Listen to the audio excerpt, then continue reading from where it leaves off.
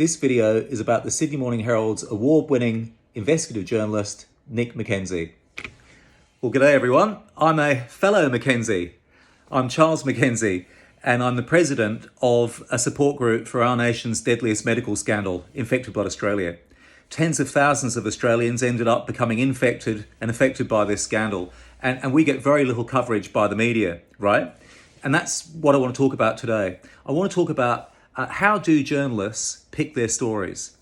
So, in case you've been living outside of Australia, I doubt that you haven't have heard about the Ben Roberts-Smith case. Ben Roberts-Smith is the war veteran who sued the Sydney Morning Herald for defamation over a series of stories that were written by Nick McKenzie and another journalist called Chris Masters. Both are excellent journalists. And here is today's Sydney Morning Herald online. And you can see there's another article about Ben Roberts-Smith. This is following his defamation loss against the Sydney Morning Herald. Okay. This is, this has to be one of the biggest stories ever, certainly of this new century for Australia. It's huge. And I was very interested watching a video that Nick McKenzie gave, and I want to play it for you now. I want to talk about something that he said that I really tuned into. Okay, so here we go. Let's hear what he has to say about how they pick the story. In 2017 was the first time I think we got a tip-off or a sense that Ben Roberts-Smith wasn't all that he seemed to be. It was one of many sort of sources of tip-offs, information that was consistent, saying that this guy has done some dark stuff overseas in Afghanistan. It seemed too far-fetched because he was a war hero. He was a national icon. When I initially heard the information that he might be associated with some really ugly things, I didn't believe it. But me and Chris Masters, my fellow journalist, kept hearing the same things. And it was just like this steady drumbeat of concern from people who had been on the ground with Roberts-Smith, who were in a place to know what had gone on in the field of battle. What our sources were saying was, this is not about a fog of war scenario. This is about things done in the field of war that are really ugly. Handcuffed prisoners, civilians who've been, ultimately summarily executed.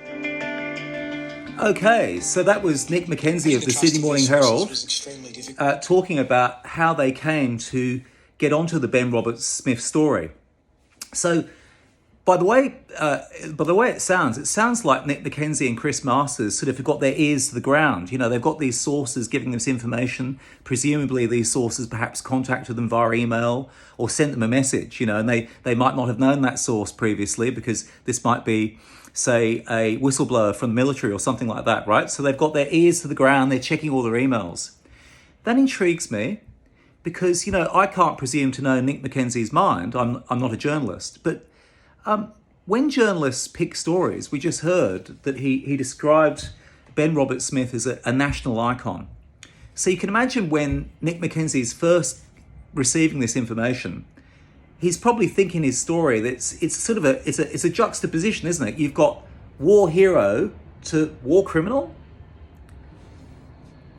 What a turnaround, okay? And that's the sort of thing that a lot of journalists see as a sexy story. That's the sort of thing that they would call a sexy story, right? Something that's really just straight off the bat. When you look at the title of that story, war hero to war criminal, obviously that's going to sell papers. It's going to make a lot of noise. Okay.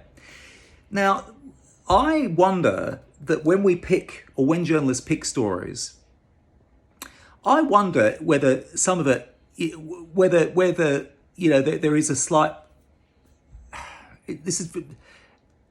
whether there's a slight bias there. And I don't mean that is necessarily a negative thing. Being biased about potentially unarmed Afghans being killed by an Australian soldier. These are allegations. It wasn't proven in a criminal case. This is a defamation case. They're very different standards. Very different case. You cannot say that Ben Roberts-Smith has been found guilty of a war crime via this case. You can say that he lost a defamation case over it. So,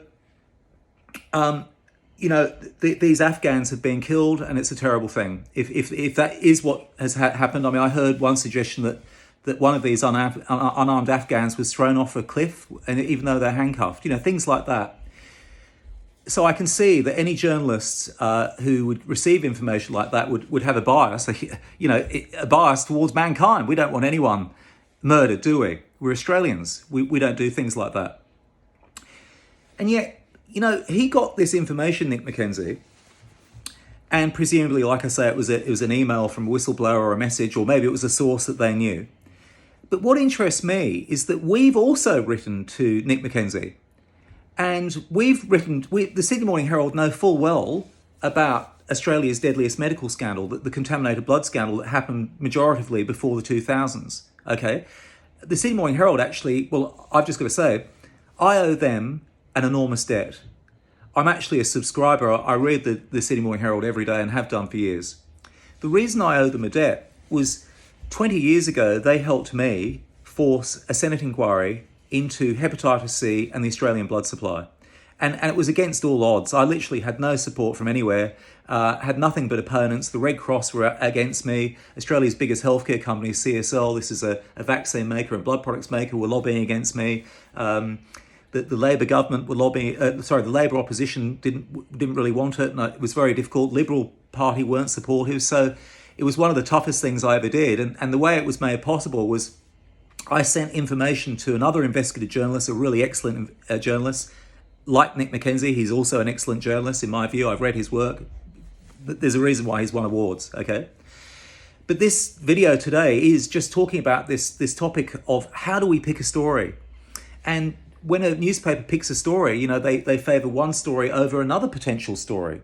So what makes the decision? What's the thing that they say, right, we're going to do, say, the Ben Roberts story, as opposed to, say, the infected blood story? Now, the Sydney Morning Herald helped me get a Senate inquiry, and that Senate inquiry found against compensating, can you believe, people who received tainted blood. It's the only inquiry in the world to make such a ridiculous finding. Every other inquiry, of course, compensated tainted blood victims, right? Because in many cases, they were infected knowingly. There's criminal negligence involved. Blood banks around the world before the 2000s, including in Australia, were run by absolute cowboys, okay? Now, in that Senate inquiry, officials lied under oath, okay? They lied about, for example, CSL lied under oath at the Senate inquiry about mixing in foreign blood into our blood supply. Yeah, they mixed in foreign blood from Southeast Asia, from donor pools that they knew hepatitis C was endemic in these Southeast Asian donor pools, and yet they mixed it into blood products that were given to Australian patients, including into children. For example, the famous author Bryce Courtney, his son Damon Courtney was killed by CSL blood products that had been mixed by blood that had been mixed in from Southeast Asia. Even though CSL, when questioned under oath, they lied under oath. And this was in 2004 at that Senate inquiry. And the reason they lied under oath was the market capitalisation. So Commonwealth Serum Laboratories, CSL, they used to belong to us, the Commonwealth, they belonged to the Australian people. But in 1994, the Australian Labor government privatised them so they could help mates in bureaucracy and mates who work with Commonwealth Serum Laboratories get away with mass murder. The Labor government knew that the blood products that CSL had been distributing were contaminated. It's in their own documentation. And so they decided to quietly, make sure to quickly privatise this thing, right? Now, CSL murdered 1,400 Australians with their blood products, and they've murdered people overseas with them as well. They knew these things were tainted. They didn't warn the recipients, and as soon as there was trouble, they got out of Dodge. They privatised the company. So the same executives, the same public servants who were with the formerly publicly owned Commonwealth Serum Laboratories went on to the private company and made hundreds of millions of dollars, okay, from the privatisation, which was all about getting away with child murder. Now, the contaminated blood supply in Australia, the standards of blood collection before the 2000s were hopeless. They would allow just about anybody to donate blood. They used to send mobile blood vans to male prostitution areas and things like that, knowing that those male prostitutes were desperate for HIV tests, and they wanted the discretion that comes with a blood transfusion because they're sex workers, and they wouldn't be reported if they were found to have tainted blood. They'd just be told, we can't accept your blood donation. Well, a lot of these prostitutes had the deadly virus hepatitis C, so they were using the Red Cross as a way to test discrete tests for HIV so they could continue sex work without risk of being jailed. Because if you are a sex worker and a GP knows you've got HIV, they'll report you, right? So that's why they were using the blood supply in the 1980s after 85 when the HIV test came in. And as a result, hepatitis C went rampant all through our blood supply. So it wasn't just blood products that were affected, because the sort of people that are at risk of HIV might also be at risk of a deadly virus like Hep C. And although they were clear for HIV when they donated the blood, they weren't clear for the Hep C. And Australian authorities knew that Hep C was a risk. Every authority around the world did. They'd known for decades that you should not collect blood from at-risk groups. I mean, the Australian Red Cross were advertising gay pornography in soft-core gay publications during the HIV crisis, asking for donors. I mean, no blood bank in the world did anything like that. And as a result, tens of thousands of Australians ended up with the deadly virus hepatitis C. And of course, others, like Bryce Courtney's son, famously, Damon Courtney, died of AIDS. Well, the Sydney Morning Herald helped me get a Senate inquiry that unfortunately was a fraud. All the senators, bar a couple, were corrupt, and they were seen by lobbyists from this CSL that murdered children, and public servants covered up child murder and privatised the company and made hundreds of millions from the privatisation while parents grieved their murdered children. And that Senate inquiry found that nothing was wrong. Nothing they did was wrong. In fact, the Senate inquiry found that they acted in best science advice, best health advice. What a mess, what a lie. And I've actually become a witness in a major investigation now, a legal inquiry into their infected blood scandal in the UK, and they know that Australia's lied. There's 100 lawyers working on that case, and everyone involved knows that Australia's one big lie. They know that CSL was privatised in 1994 to get away from the tainted blood fiasco, the thousands of people being infected through exports and, of course, patients being killed here in Australia. Now, this is our nation's worst peacetime disaster. And in fact, more people were killed by tainted blood than were killed through Australia in Afghanistan. We lost far more people to tainted blood than we did soldiers in Afghanistan. And I think Ben Roberts-Smith, the allegation is that he may have been connected to the deaths of 4 unarmed Afghans. Okay, this is allegations. They're not proven in a criminal case. This is a defamation case, different thing, right? But we're talking about thousands of people infected. We're talking about children being murdered en masse. We're talking about Bryce Courtney's son, Damon Courtney, having been murdered. Okay, we're talking about children in the 1990s with the bleeding disorder haemophilia knowingly being given contaminated blood products. That didn't happen anywhere in the world but Australia.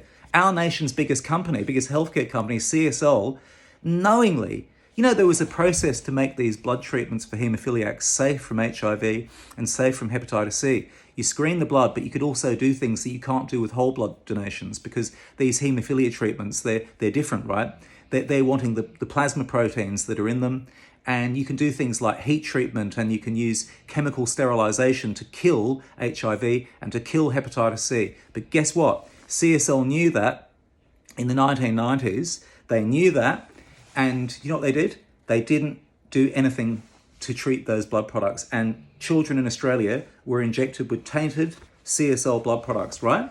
So Nick McKenzie is being celebrated because he wrote that Ben Roberts-Smith series of stories that he's successfully, in the newspaper, have successfully defended in court, okay? And he is an excellent journalist. And we've heard the criteria by which they pick a story. They've got their ears to the ground, they're receiving the information, someone's being killed, maybe this is murder, maybe we've got a war hero who's really war criminal, there's a juxtaposition there, this is a sexy story, like I said.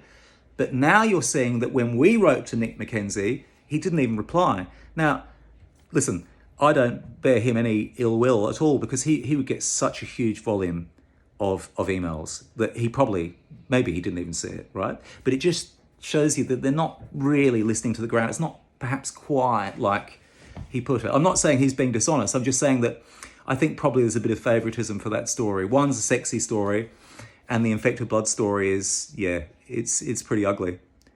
And it's darker than any of these allegations in many ways than have had in Afghanistan. I'll tell you how dark it is. CSL murdered children en masse, and they knew that their blood products were tainted.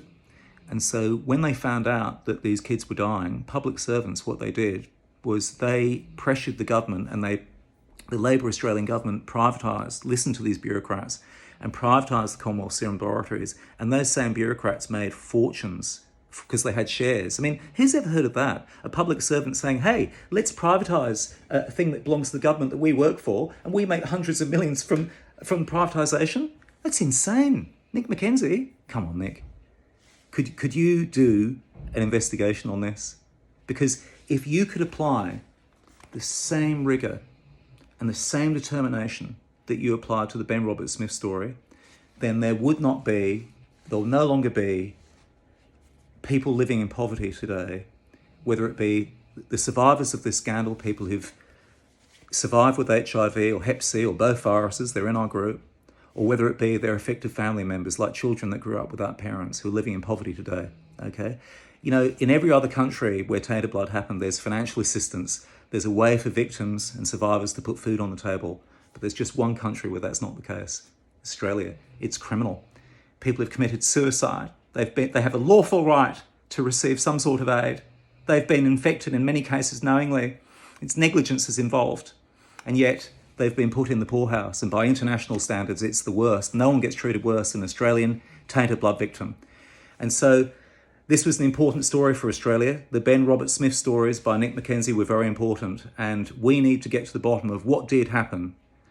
What, if anything, did happen to unarmed Afghans. But by the same token, and by that same standard and with the same determination, we need to get to the bottom of what did happen to tens of thousands of Australians who ended up being infected and affected by our nation's worst medical atrocity. And I very much hope that Nick McKenzie and the Sydney Morning Herald, who've been so good to us in the past, decide now's the time. Now's the time to not keep people waiting anymore. You know, they have such an opportunity. They could save lives by bringing this scandal to the public. Thank you for listening.